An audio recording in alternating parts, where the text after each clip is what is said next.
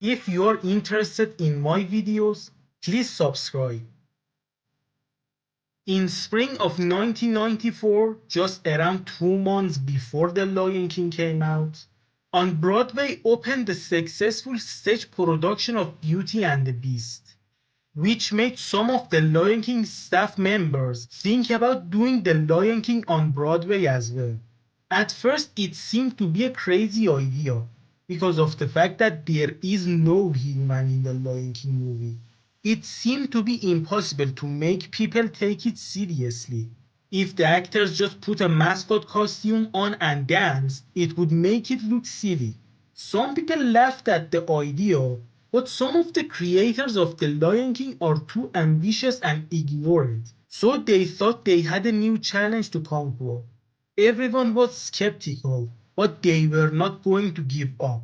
Enter Julie Taymor, the director of the Beauty and the Beast stage musical.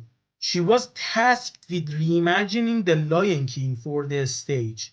She believed it was in fact a possible challenge because despite The Lion King being a story about animals, it told a very human story. So she wanted the humans who played the role of animals to always be visible. Similar projects would hide the face of the humans to help the audience believe it was the animals doing the talking. But this project proudly included the behind the scenes as part of its identity. Just at the moment that people could see the show, they could also see the making of it at the same time. The actors and the puppet masters would be there alongside the costumes and puppets. Reality and fiction would be combined in this project, and that would make it weird in the best sort of way. It gave it a very unique identity. In this incarnation of the story, even the stage would have a life of its own. Even the trees and the grass would have actors playing as them. Julie Taymor had to play with keeping certain amount of characters of the Disney characters so that they could be recognizable. But she was also very inspired by African masks, which were much more abstract. And she also had her own style that she had to mix them with it.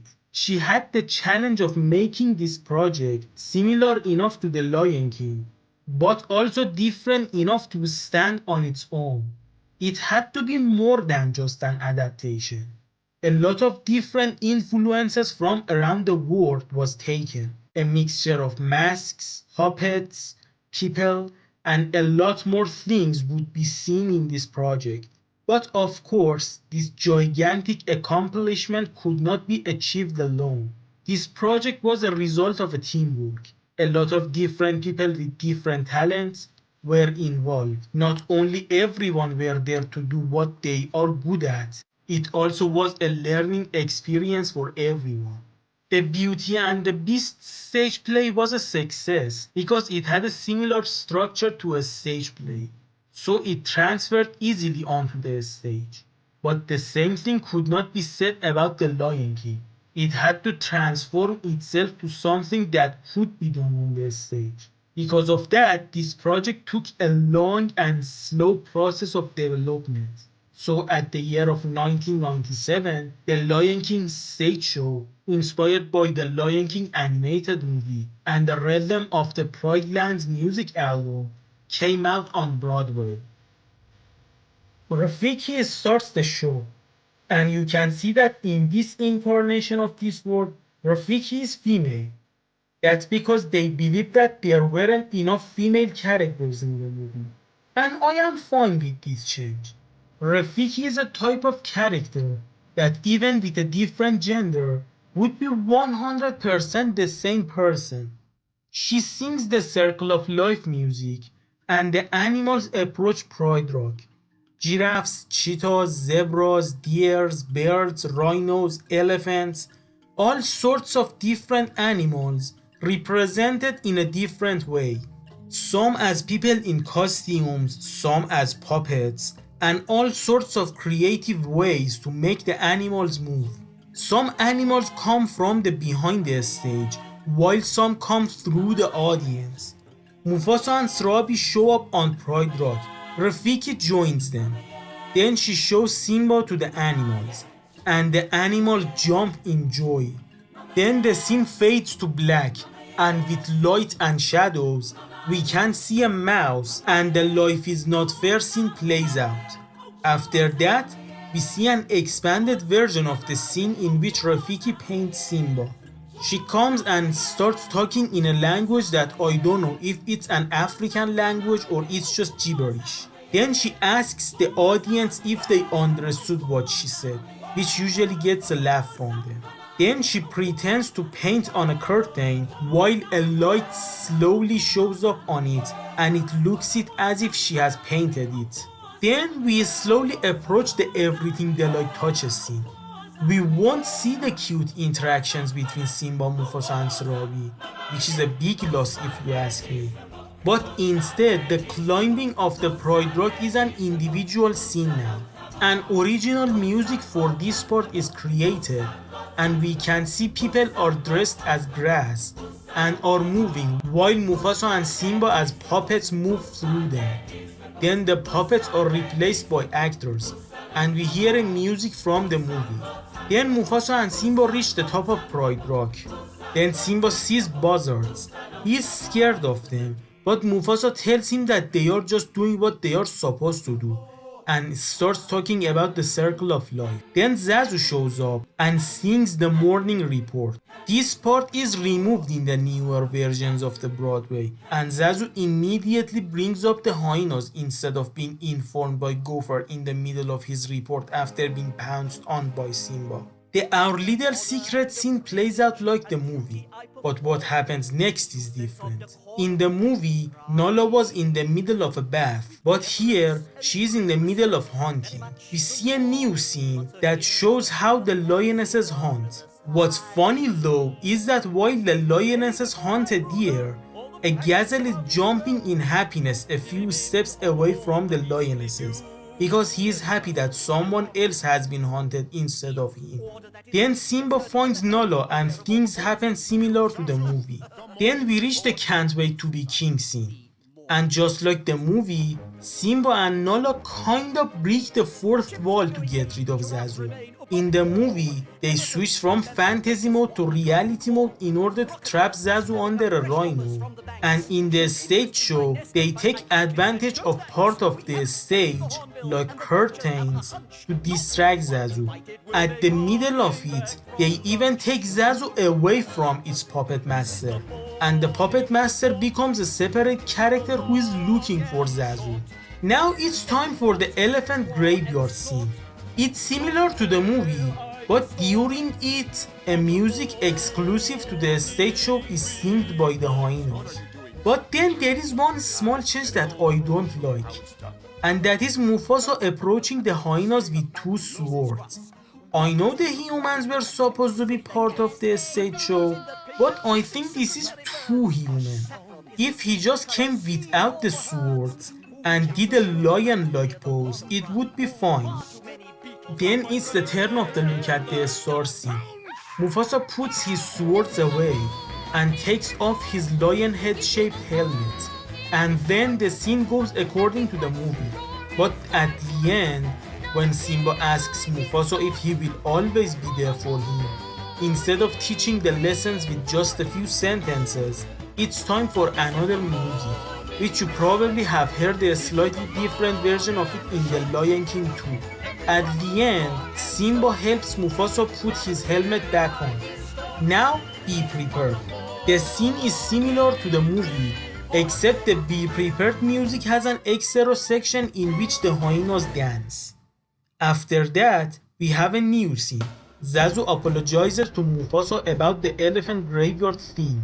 Mufasa tells him that Srabi insisted on firing him. Zazu does not take it well. He has the funniest panic attack ever. Then Mufasa tells Zazu that it was a joke. Then Zazu asks Mufasa if he went too hard on Simba. Mufasa said no. Then he says that he is worried about Simba's future because of how reckless he is.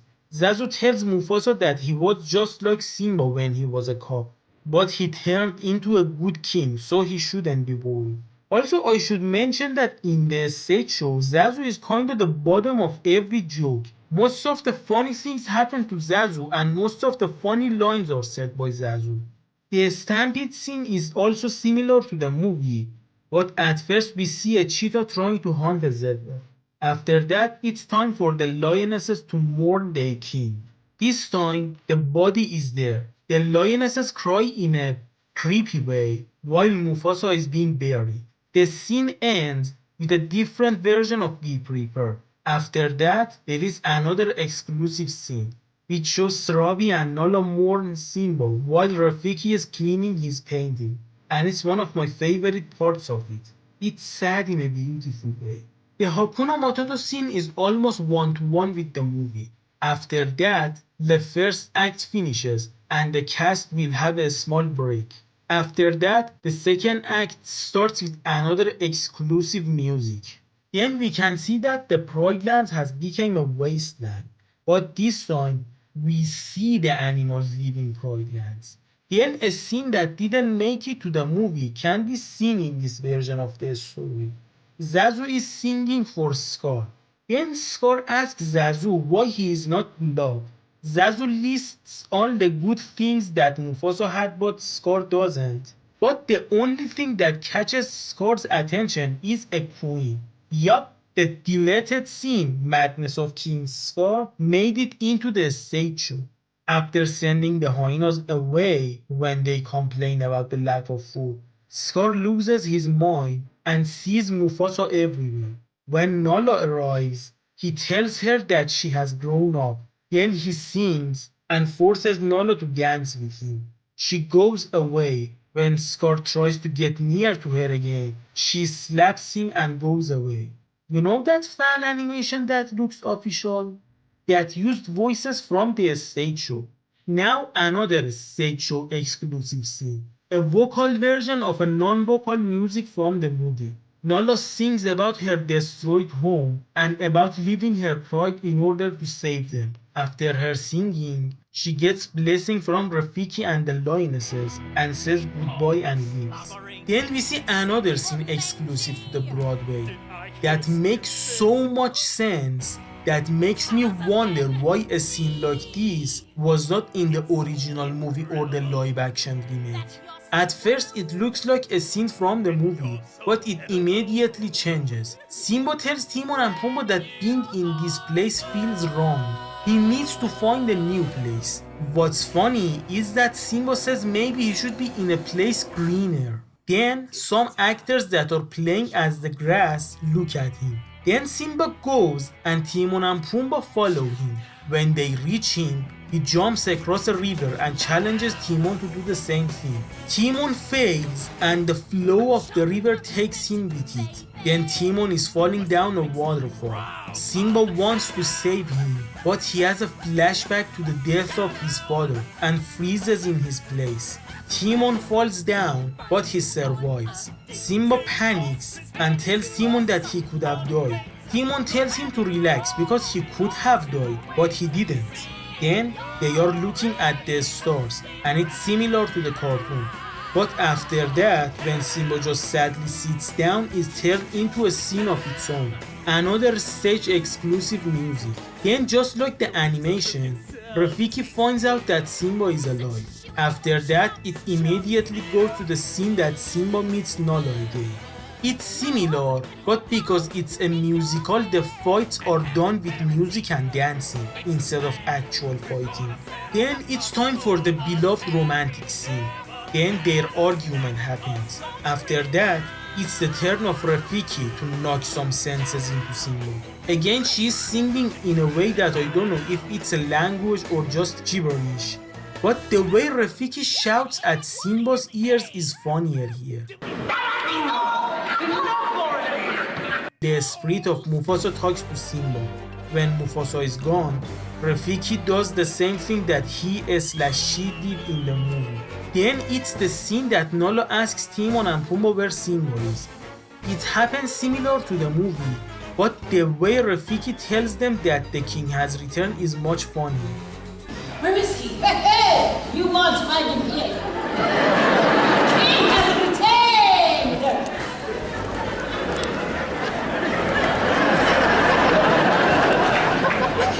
He's come back. Come back? What do you mean?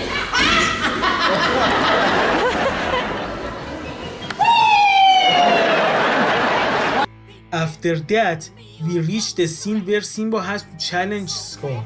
It goes according to the movie. After a glorious battle, visualized in different and creative ways, Simba defeats Scar, and Scar is killed by his own minions. The war is over and Rafiki crowns Simba the new king. Simba climbs the Pride Rock and roars, and the animals come back. The show ends, and group by group, the actors and puppet masters bow to the audience. The Lion King stage musical was a critical and commercial success and had quite the legacy. It has been running since 1997, which makes it the third longest running Broadway show in history. That's because everyone loves it and it keeps making money. It has made almost $2 billion, which means it has become the highest grossing stage musical of all time, a record previously held by The Phantom of the Opera. The Lion King stage musical has also won a lot of awards, including 6 Tony Awards. Best Musical by Disney Theatrical Productions, Best Scenic Design by Richard Hudson, Best Lighting Design by Donald Holler, Best Choreography by Garth Fagan, and of course Best Direction of a Musical and Best Costume Design for a Musical by Julie Taymor, making her the first woman to earn such an honor. The stage musical has been also performed at the Royal Variety Performance in 1999 and 2008. Julie Taymor later directed more stage musicals, including a few plays based on Shakespeare's stories, and also a Spider-Man stage musical called Turn Off the Dog. She even became one of the producers of the 2019 live-action remake of The Lion King. But she is not the only person involved with the stage show to be involved with the remake, as Shahadi Rai Joseph, who as a kid played as young Nala in the stage musical. As a teenager, she also had the role of young Nala in the 2019 remake. Just like how the Lion King movie revolutionized the animation industry, the Lion King stage show also revolutionized the Broadway industry. The Lion King movie made almost $1 billion, but The Lion King Broadway made almost twice of that. The 1994 version of The Lion King may not be in the top 10 highest grossing movies of all time list anymore. But if we consider stuff like the VHS release and the stage musical and the merchandise, it has made more than $8 billion. So yeah, this idea that seemed silly at first became a success even bigger than the thing that it was inspired by, and helped its inspiration to become an even bigger success. So next time that you thought an idea is silly, think more on it. Maybe this silly idea has the potential to be something bigger. With that being said, we reach the end of this video. But as long as my series Retrospective is concerned, we are just at the beginning of our journey. Because after all this time, just now I have reached the year 1998. Which means finally I have to talk about the sequel to The Lion King. The Lion King 2 Simba's Pride. So if you enjoyed this video and you are interested to see what I think about The Lion King 2 and other Lion King projects that I will talk about until the end of this year, subscribe to the channel so that you won't miss my future videos. Thanks for watching.